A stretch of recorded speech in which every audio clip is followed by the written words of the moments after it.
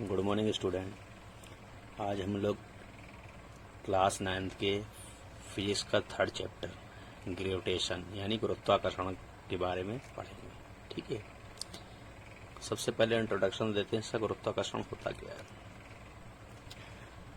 तो आप लोगों ने ये बहुत पहले कहानी सुनी भी होगी कि न्यूटन जी जो है साइंटिस्ट सर आइजैक न्यूटन, वो एक बार एक पेड़ के नीचे लेटे हुए थे, तो उनके ऊपर एक सेब गिरा। ठीक है, तो उन्होंने सोचा ये सेब नीचे की हो रही ही क्यों गिरा, ऊपर क्यों नहीं गया, होने कोई तो रीज़न होनी चाहिए, है कि नहीं। उन्होंने सोचा कि ये सेब जो पेड़ों से गिरा नीचे ही क्यों गिरा, ऊपर भी तो जा सकता था लेकिन नहीं गया। तो उन्होंने सोचा जरूर अर्थ किसी न किसी बल से या फोर्स से इस सेब को अपनी ओर खींच रही है, जिसकी वजह से ये नीचे की ओर गिरा। ठीक, तो उन्होंने कहा कि लेकिन अगर सेब नीचे की ओर गिरा तो फिर मून भी तो है पृथ्वी के आसपास, मून क्यों नहीं, यानी चंद्रमा क्यों नहीं है इसमें इर्द गिरता पृथ्वी की ओर, है कि नहीं। तो देखो, फिर उन्होंने बताया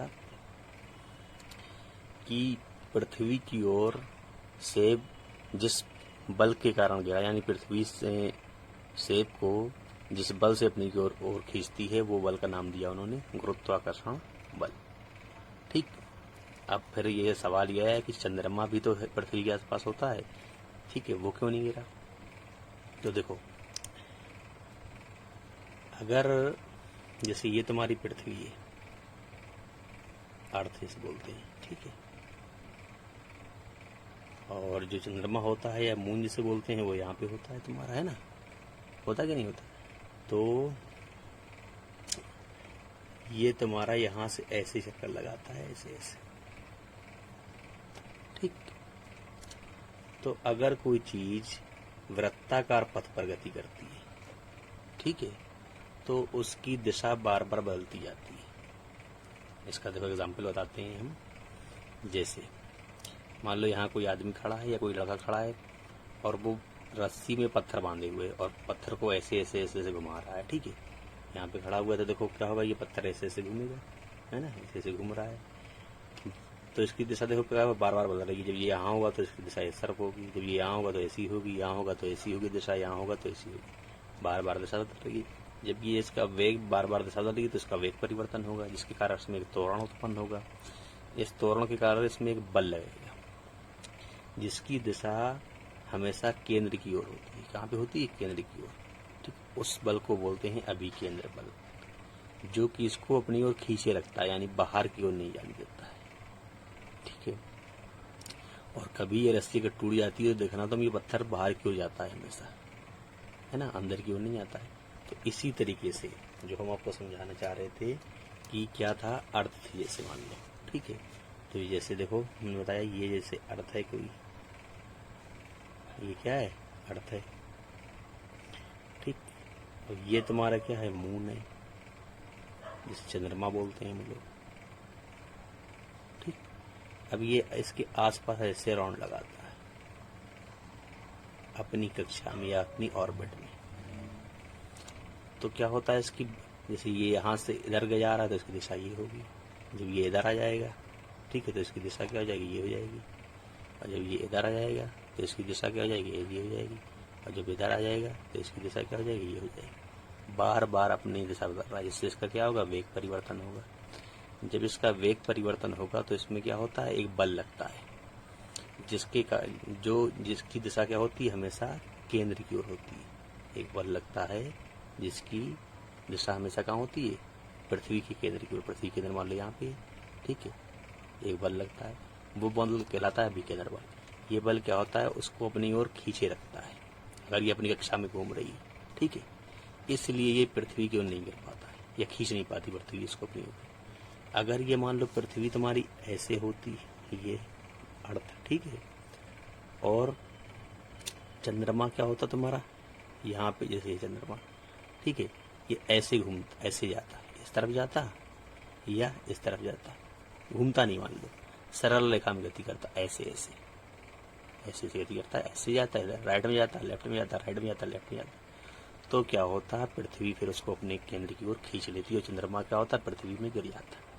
लेकिन क्योंकि चंद्रमा की गति क्या होती है, वृत्ताकार होती है पृथ्वी के आसपास अपनी कक्षा में, इसलिए पृथ्वी में ये नहीं गिरता। ठीक है। और जो सेब होता है, जब सेब क्या होता है, सीधी रेखा में गिरता है, इसलिए उसको अपनी ओर पृथ्वी खींच लेती है। ठीक है। अच्छा, और जिस बल से खींच लेती है उस बल का नाम न्यूटन ने क्या दिया था, गुरुत्वाकर्षण बल। क्या नाम दिया था उस बल का, गुरुत्वाकर्षण बल। तो हम लोग क्या पढ़ रहे हैं, चैप्टर ग्रेविटेशन या गुरुत्वाकर्षण बल। ठीक।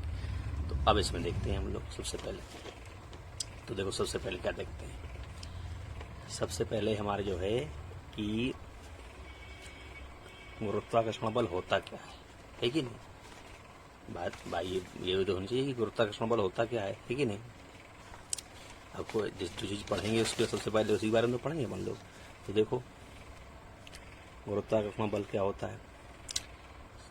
सर आइजैक न्यूटन ने 1686 ईस्वी में बताया कि, क्या बताया था, परिभाषा एक दी थी। ठीक है, वो देखना, किन्हीं दो पिंडों के बीच उनके द्रव्यमान के कारण, ठीक है, लगने वाला आकर्षण बल गुरुत्वाकर्षण बल कहलाता है। यानी कोई, देखो क्या कहा उसने, कोई भी दो पिंड है अगर, ठीक है, क्या है, कोई दो पिंड है मान लो।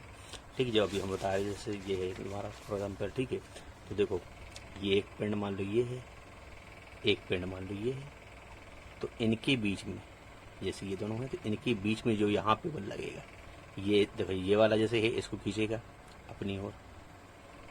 ठीक है, यानी इसको ये ऐसे खींचेगा, इस वाले को ये ऐसे खींचेगा। इनके दोनों के बीच में जो बल रहेगा वो कहलाएगा तुम्हारा गुरुत्वाकर्षण बल।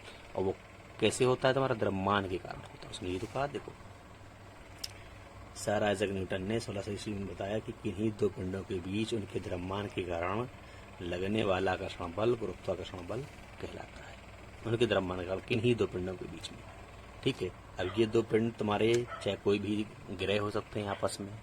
ठीक है, कोई भी प्लानेट से नहीं बोलते हैं वो होते हैं, कोई भी सौर परिवार के ग्रह जो होते हैं।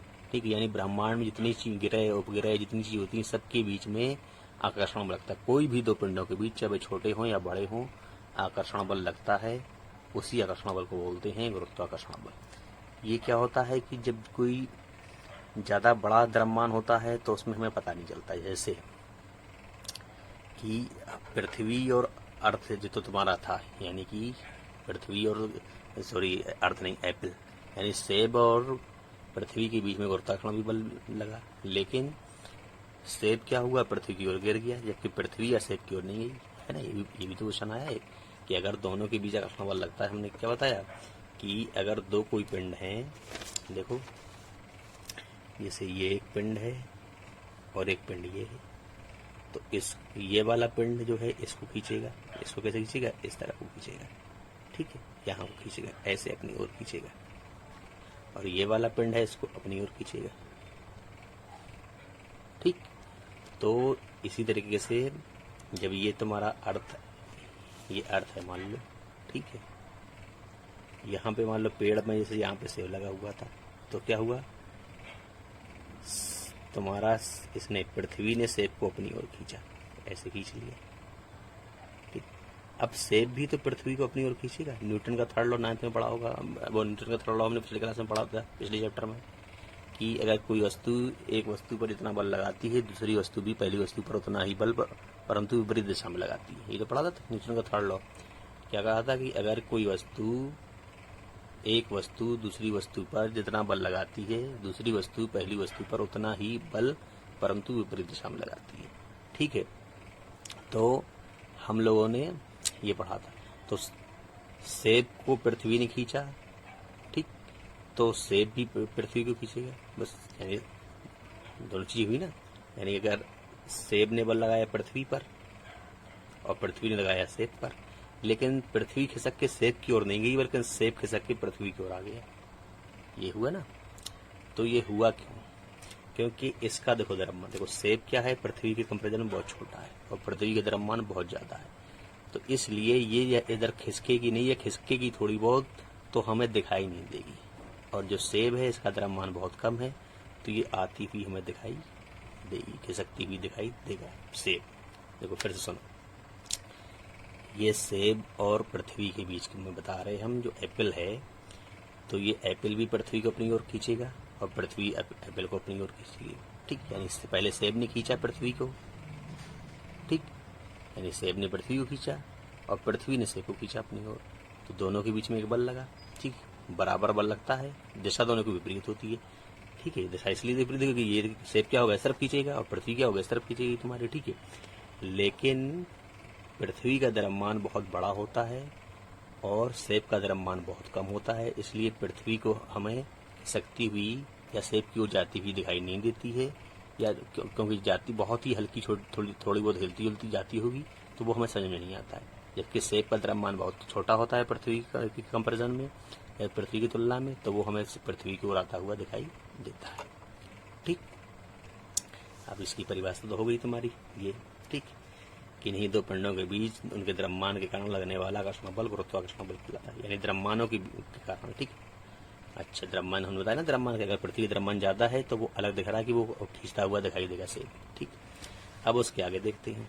फिर न्यूटन ने इसी को लेकर एक लॉ दिया, जिसे बोलते हैं Newton universal law of gravitation. ठीक है, यूनिवर्सल लॉ ऑफ ग्रेविटेशन। ठीक है, यानी न्यूटन का गुरुत्वाकर्षण का सार्वत्रिक नियम क्या होता है ये, अब वो नियम देखते हैं हम लोग। ठीक है, देखो, किन्हीं दो पिंडों के मध्य कार्य करने वाला आकर्षण बल उन पिंडों के द्रव्यमानों के गुणनफल के अनुक्रमानुपाती तथा उनके बीच की दूरी के वर्ग के व्युत्क्रमानुपाती होता है। कहा क्या वो समझो पहले। तो देखो, हम लोग पहले क्या देखते हैं। उसने कहा कोई दो पिंड है, मान लो एक ये है ए और एक है बी। पहले का द्रव्यमान क्या है, m1, दूसरे का m2। ठीक, तो किन्हीं दो पिंडों के मध्य कार्य करने वाला आकर्षण बल, इन दोनों पिंडों के बीच कार्य करने वाला आकर्षण बल। ठीक है, उन पिंडों के द्रव्यमानों के गुणनफल के अनुक्रमानुपाती, यानी जो आकर्षण बल है ये F, इन दोनों के द्रव्यमानों के गुणनफल के अनुक्रमानुपाती। ठीक, फिर आगे तथा उनके बीच की दूरी के वर्ग के व्युत्क्रमानुपाती होता है। ये सीधी थी न्यूटन ने यूनिवर्सल लॉ ऑफ ग्रेविटेशन। दो चीजें बताई, यानी उनके जो बल होता है उनके द्रव्यमानों के गुणनफल के अनुक्रमानुपाती, ये उनके द्रव्यमानों के गुणनफल के अनुक्रमानुपाती, और उनके बीच की दूरी के वर्ग के व्युत्क्रमानुपाती। ठीक, ये बताया। अच्छा, फिर आगे तथा इसका मान कणों की प्रकृति तथा उनके बीच उपस्थित माध्यम पर निर्भर नहीं करता। उसने कहा इसका मान कणों की प्रकृति, यानी कोई छोटा है पिंड या कोई बड़ा है, उससे कोई फर्क नहीं पड़ता। उनके बीच में कैसा माध्यम है, मान लो वायु है कि नहीं है, या कोई और माध्यम है, द्रवात है, वायु है, या कोई भी माध्यम है, उससे भी फर्क नहीं पड़ता है इसको। ठीक है, अच्छा, फिर एक पॉइंट और है इसमें, गुरुत्व किसी पिंड का वह गुण है जिसके कारण वह दूसरे पिंड को आकर्षित करता है। यानी किसी भी पिंड का जो गुरुत्व होता है, हर पिंड में एक गुण होता है गुरुत्व का, जो कि दूसरे पिंड को अपनी ओर आकर्षित करता है। ठीक है, यानी कोई भी एक पिंड रखा हुआ है तो उसके आसपास कोई भी दूसरा पिंड होगा वो अपनी ओर आकर्षित करेगा। जिस गुण के कारण आकर्षित करेगा वो गुण कहलाता है तुम्हारा गुरुत्व, कहलाता है गुरुत्व। अब जो हमने ये दो परिभाषा पढ़ी, इनको हम यूज करके इसको हम क्या करते हैं, इसका फॉर्मूला ड्राइव करते हैं, मैथमेटिकल एक्सप्रेशन निकालते हैं। ठीक है, ये जो पढ़ाना ये जो परिभाषा पढ़ी, उन पिंडों के द्रव्यमानों का गुणनफल, यानी जो बल होता है, यहाँ कहा ना उसने, किन्हीं दो पिंडों के मध्य कार्य करने वाला आकर्षण बल। ठीक है, बल की बात कर रहे, उन पिंडों के द्रव्यमानों के गुणनफल के अनुक्रमानुपाती तथा उनके बीच की दूरी के वर्ग के व्युत्क्रमानुपाती होता है। इस परिभाषा का इस्तेमाल करके हम इसका फॉर्मूला ड्राइव करेंगे कि जो तुम्हारा है न्यूटन का गुरुत्वाकर्षण का सार्वत्रिक नियम जो है, उसमें गुरुत्वाकर्षण बल कैसे निकल के आता है। ठीक है, यानी गुरुत्वाकर्षण बल कैसे सॉल्व होकर आता है, बल निकालना यानी F का मान, वो हम निकालेंगे। ठीक है, अब निकालते हैं। देखो वो आगे अपन लोग, अब देखो स्टूडेंट, ये हमने चित्र बनाया ना, बताया था ना तुम्हें। ठीक, अब इस चित्र के हिसाब से हम लोग देखते हैं। हमने क्या बताया था, दो पिंड लिए हमने, एक A और एक B। ठीक, एक A का द्रव्यमान m1 और B का द्रव्यमान m2। ठीक, अब जो हमने लिए वो हमें लिखना पड़ेगा। जैसे मैथ में क्या होता है कि हमारा मैथ में जो होती है प्रमेय होती है। ठीक है, सॉरी प्रमेय नहीं, रचना जो होती है ना, रचना। ठीक है, मैथ में क्या होती है, रचना जो होती है, तो रचना में जैसा क्या होता है, जैसा हम चित्र को बनाते हैं वैसे ही उसके पॉइंट लिखते हैं, है ना, है कि नहीं। रचना में जैसा बनाते हैं वैसा ही लिखते हैं, ऐसे इसमें फिजिक्स में भी होता है।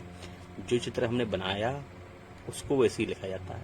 तो हमने क्या लिए, 2 पिंड लिए, तो लिखेंगे माना 2 पिंडों ए व बी, ठीक, के द्रव्यमान क्रमशः m1 व m2 तथा उनके बीच की दूरी r है, ठीक है। उनकी बीच की दूरी भी है हमारे, ठीक है। तो बीच की दूरी क्या लिखेंगे, r, है कि नहीं। तो उनकी बीच की दूरी है r। ये कहाँ से कहाँ तक है तुम्हारी, यहाँ से लेके और यहाँ तक की दूरी, यानी हमने 2 पिंड लिए ए और बी, ए का द्रव्यमान m1, बी का द्रव्यमान m2 और उनके बीच की दूरी कितनी है, r, ठीक। अच्छा, ये स्मॉल r उनके बीच की दूरी हो गई हमारी। अब आगे देखो, यदि दोनों पिंडों के बीच कार्य करने वाला आकर्षण बल F है, देखो दोनों पिंडों के बीच कार्य करने वाला बल कौन सा है, आकर्षण बल F है। ये हमने भी पढ़ा पीछे, ये कोई भी 2 पिंडों के बीच कौन सा बल का कार्य करता है, आकर्षण बल।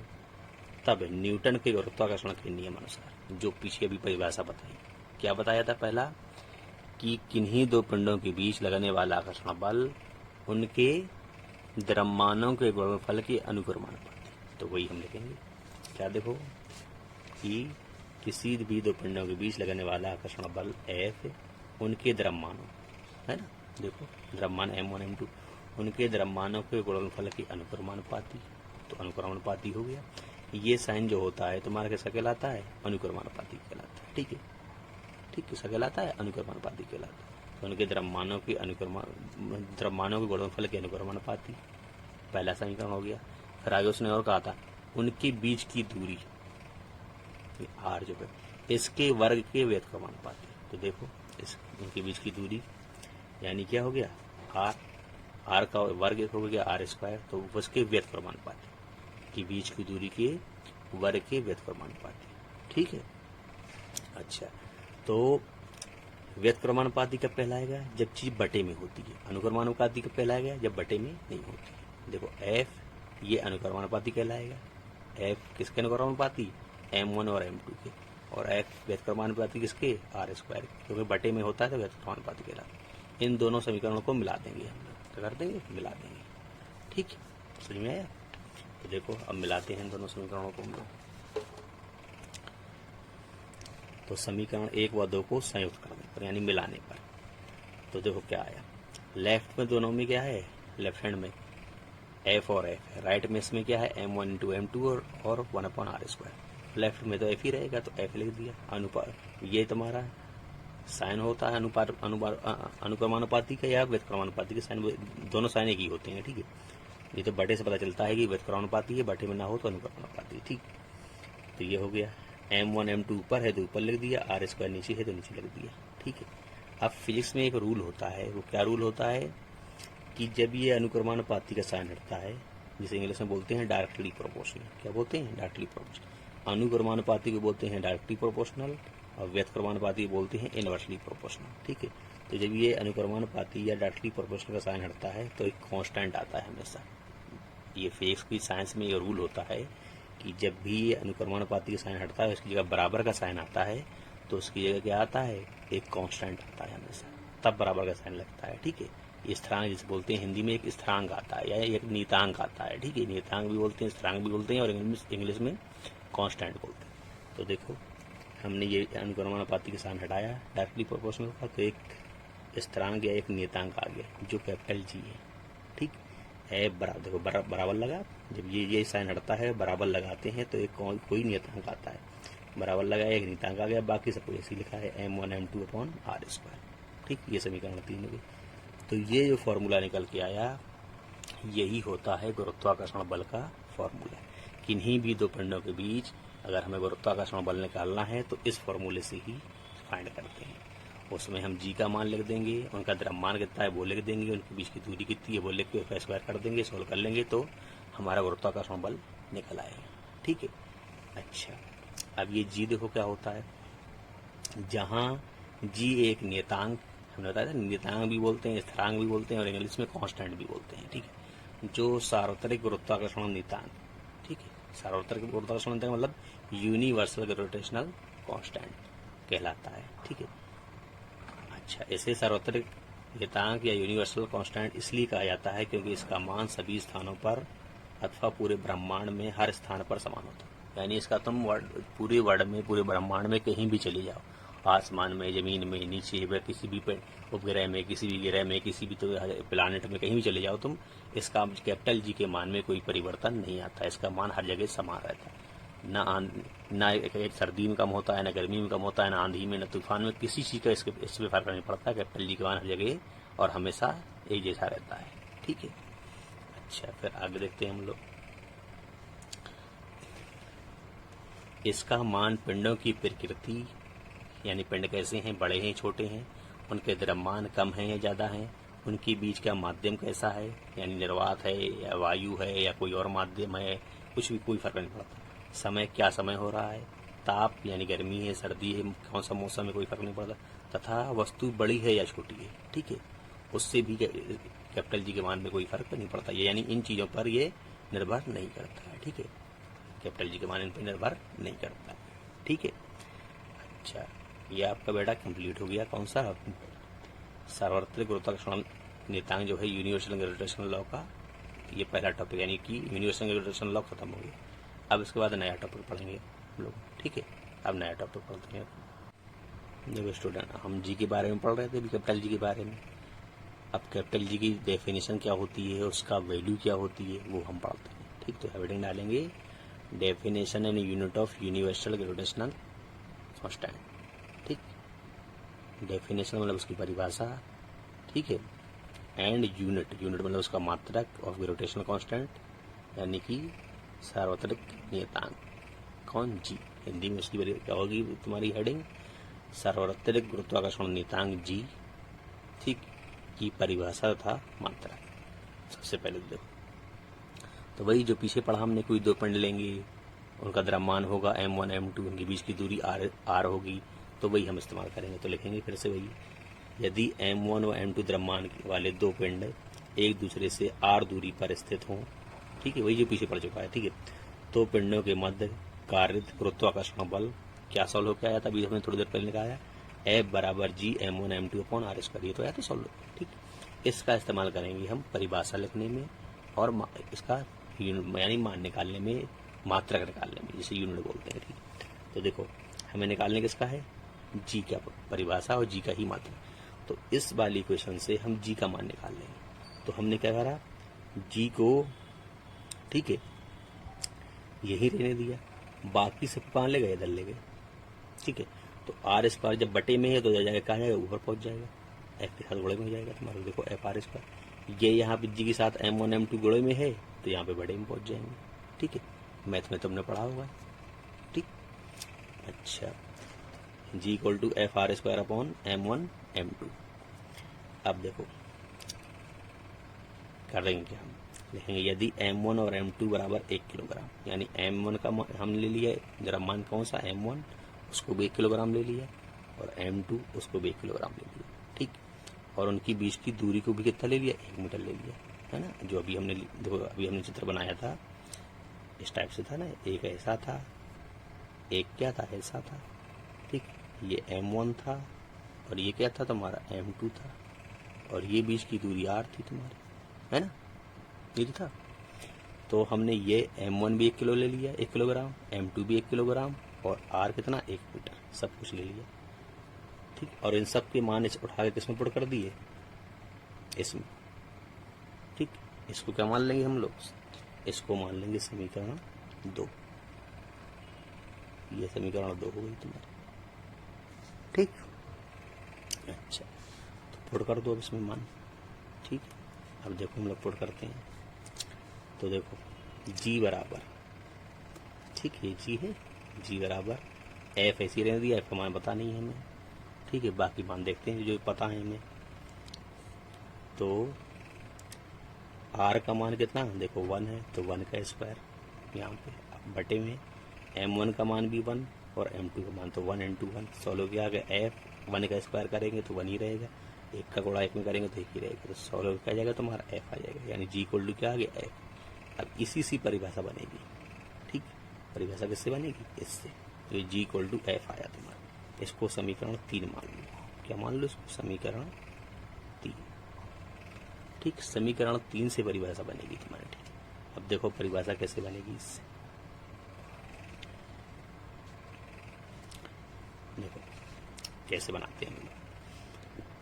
लिखेंगे अतः गुरुत्वाकर्षण नियतांक कैपिटल G का मान संख्यात्मक रूप से उस आकर्षण बल के बराबर होता है जो परस्पर एकांक दूरी पर रखे एकांक द्रव्यमान वाले दो पिंडों के मध्य कार्य करता है। कहा क्या वो समझो। उसने कहा गुरुत्वाकर्षण बल नियतांक G का मान, ठीक है, संख्यात्मक रूप से यानी G का मान जो है न्यूमेरिकल वैल्यू है, ठीक है, वो F के बराबर होता है, गुरुत्वाकर्षण बल के बराबर होता है। कब? ठीक, जब उनके बीच की उनके जो दो पिंड है उनका द्रव्यमान क्या हो?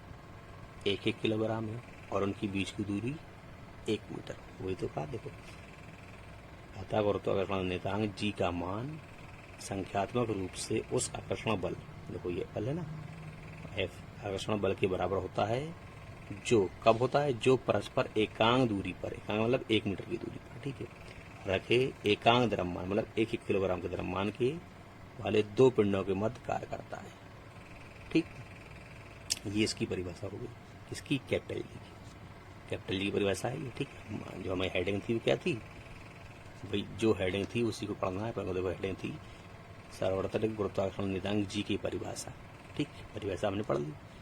तथा मात्रक, अब मात्रक निकालेंगे हम लोग। ठीक है, तो मात्रक निकालते हैं। तो देखो अब पढ़ते हैं मात्रक। तो लिखेंगे यूनिट ऑफ G। इंग्लिश में बोलते हैं मात्रक को यूनिट, हिंदी बोलते हैं G का मात्रक।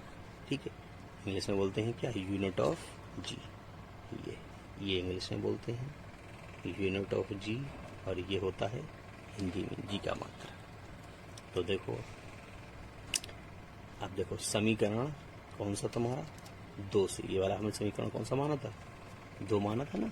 तो देखो इस समीकरण हमें G का मान निकाल, देखो G का मात्रक निकालना है हमने। देखो क्या निकालना है? G की परिभाषा निकाल ली, अब G का मात्रक निकालना है। तो समीकरण 2 पे पूछेंगे। कौन सा? समीकरण 2। समीकरण 2 से, ये 2 है समीकरण, ठीक है, याद रखना 2। समीकरण 2 से, ठीक, समीकरण 2 हो गया ये आपका। अच्छा, तो इसमें देखो करेंगे क्या? इसको समीकरण 2 को साफ लिख लो, थोड़ा ज़्यादा बहुत इस मार्कर से। ये हो गया समीकरण 2 आपका। ठीक है, अब देखो समीकरण 2 क्या था? G बराबर FR²/M1/M2।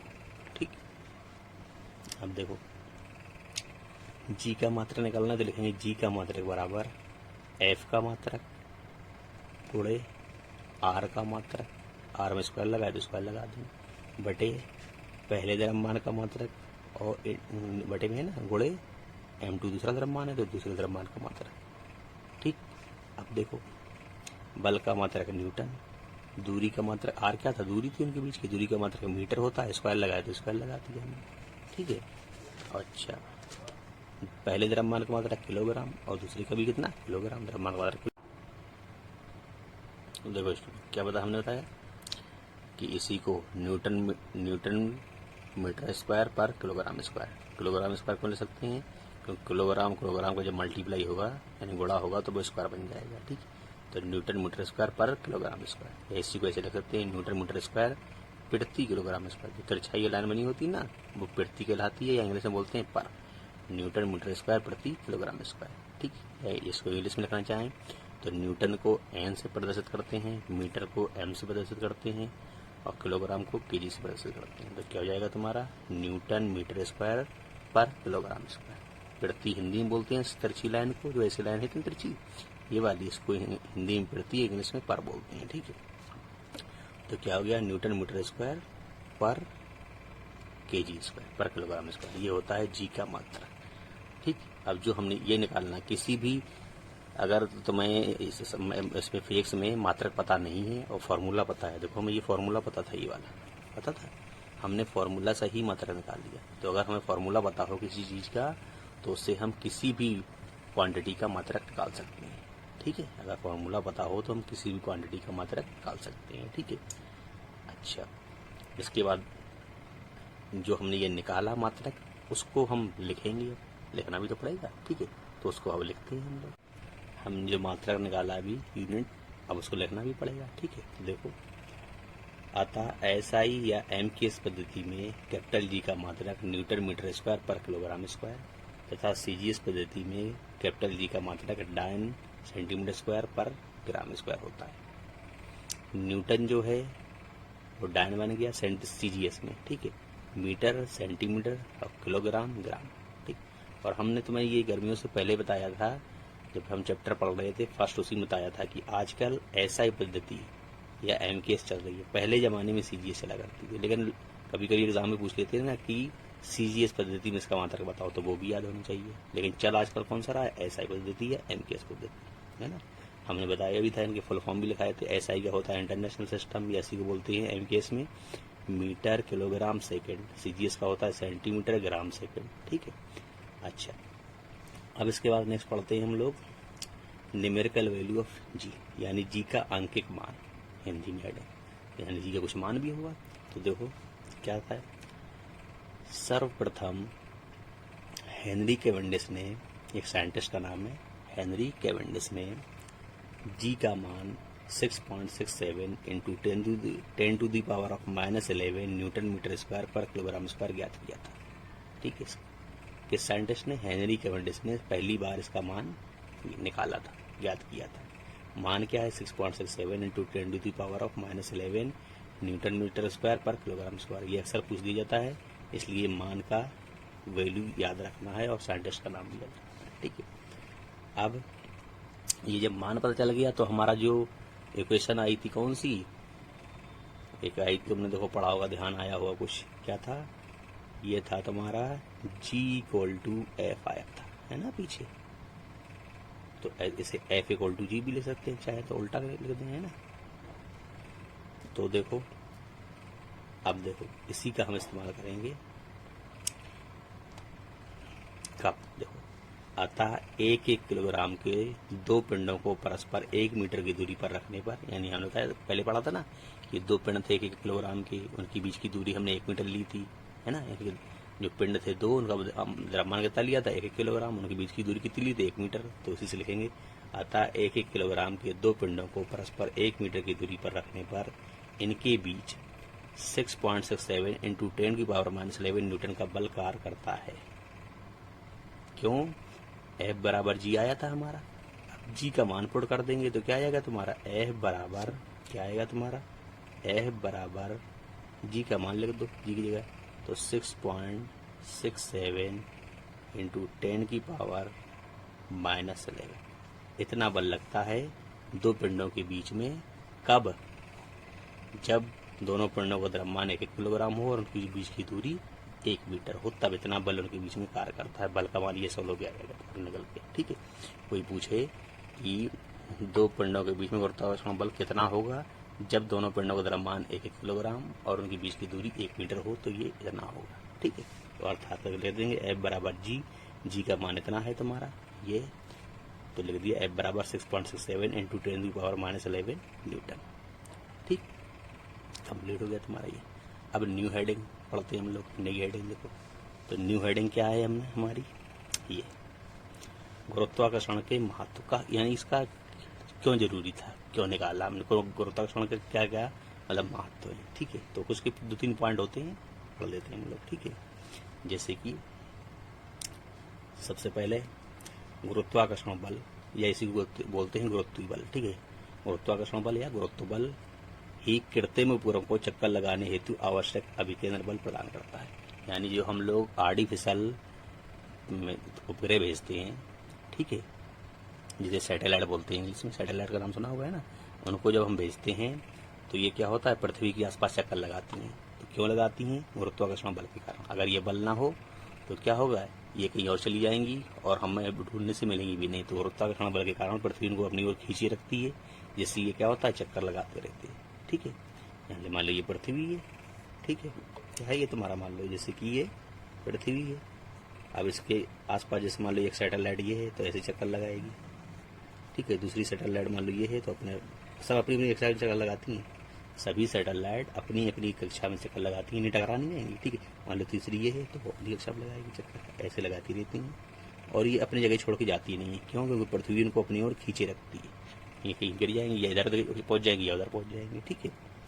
अच्छा, तो क्या होता है, चक्कर लगाने हेतु आवश्यक अभिकेंद्र बल प्रदान करता है। और मान लेता है ना कि ये पृथ्वी जिस बल से अपनी ओर खींचे रखती है वो गुरुत्वाकर्षण बल कहलाता है। और इसके ठीक है, और जब ये चक्कर लगाते हैं तो एक केंद्र की ओर एक और बल लगता है जिसका मान होता है अभिकेंद्र बल, ठीक है। हमने बताया था अभी स्टार्टिंग में जब इंट्रोडक्शन दिया चैप्टर का, ठीक है। दूसरा पॉइंट, गुरुत्व बल के कारण, और ये अभिकेंद्र बल अभी तो बस सिलेबस में नहीं है वैसे, बस तुम इतना समझ लेना कि जब कोई चीज वृत्ताकार पथ में घूमती है तो उसमें क्या होता है, तुम्हारा उसके केंद्र की ओर एक बल लगता है, इसका मान जिसको बोलते हैं अभिकेंद्र बल। ये बड़ी क्लास में पढ़ोगे आप लोग, ठीक है। दूसरा पॉइंट है, गुरुत्व बल के कारण की ही मनुष्य पृथ्वी पर समस्त गतिविधियां कर सकता है। मान लो कि देखो, समझो इसको, देखो ये जैसे अर्थ या पृथ्वी है तुम्हारी, ठीक है। हम लोग पृथ्वी मालूम कहाँ रहते हैं? इसके अंदर रहते हैं? नहीं, हम लोग इसके बाहर यहाँ रहते हैं, ठीक है। हम लोग पृथ्वी के बाहर ऐसे रहते हैं आसपास, जैसे कोई फुटबॉल है उसके आसपास कोई चीज चिपका दी जाएगी, ठीक है। तो इस गुरुत्वाकर्षण बल के कारण ही हम रह पाते हैं। अगर ये गुरुत्वाकर्षण का बल ना हो तो हम क्या होगा, इस तरफ गिर जाएंगे या इस तरफ गिर जाएंगे या इस तरफ गिर जाएंगे या इस तरफ गिर जाएंगे। तो इस गुरुत्वाकर्षण बल के कारण ही हम इसमें चिपके रहते हैं और हम इससे बाहर नहीं जा पाते हैं, ठीक है।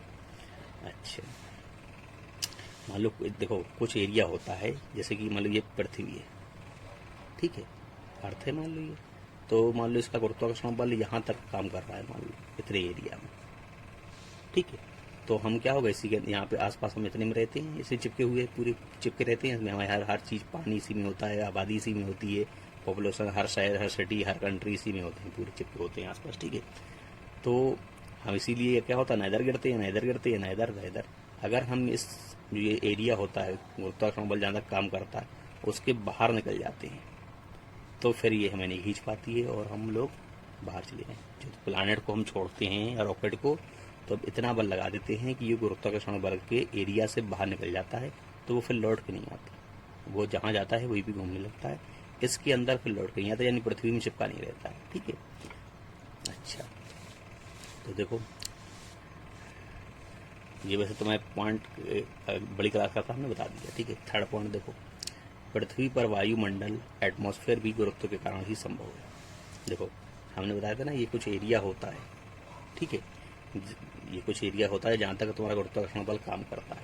इसी प्रकार ये तुम्हारा अगर अर्थ है, ठीक है, तो उसके आसपास एक जगह होती है जहाँ तक वायु होती है, जहाँ तक वायु होती है उसी को बोलते हैं हम लोग क्या, वायुमंडल। देखो लिखा है ना, वायुमंडल, या इंग्लिश में बोलते हैं एटमॉस्फेयर। क्या बोलते हैं? वायुमंडल।